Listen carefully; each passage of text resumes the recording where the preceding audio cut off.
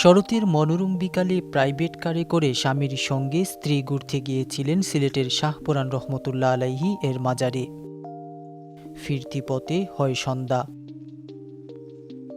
ঐতিহ্যবাহী MC college ক্যাম্পাসে ঘুরে দেখতে তারা থামেন মহানগরের টিলাগড়ে।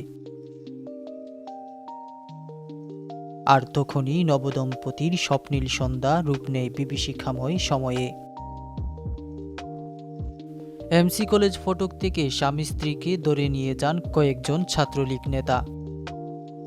তাদের প্রাইভেট কার সহ নিয়ে যাওয়া হয় ছাত্রাবাসের ভিতরে।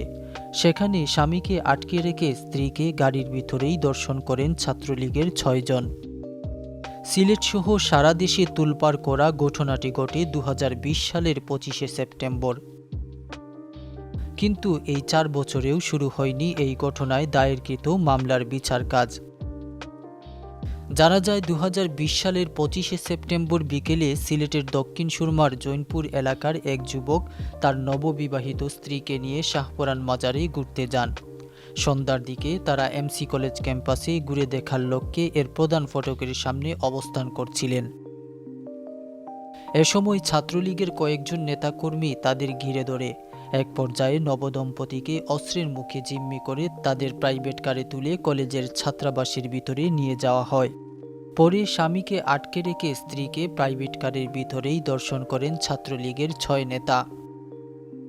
ঘটনার সময়ের বিবরণ দিতে গিয়ে স্থানীয়রা জানান, ওই দিন সন্ধ্যার পর রাতে বেশ কিছুক্ষণ এমসি কলেজ ছাত্রাবাসের ভিতর থেকে চিৎকার চেঁচামেচির শব্দ শুনতে পাচ্ছিলেন তারা।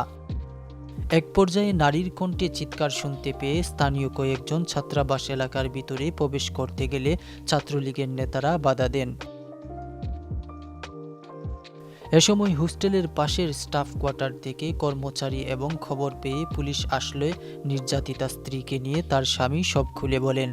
ওই রাতে নির্যাতিতা নববধূকে Sylhet MAG Osmani medical college হাসপাতালে নিয়ে যাওয়া হয় এবং রাতেই তার স্বামী বাদী হয়ে সিলেটের শাহপরান থানায় 6 জনের নাম উল্লেখ করে মামলা করেন।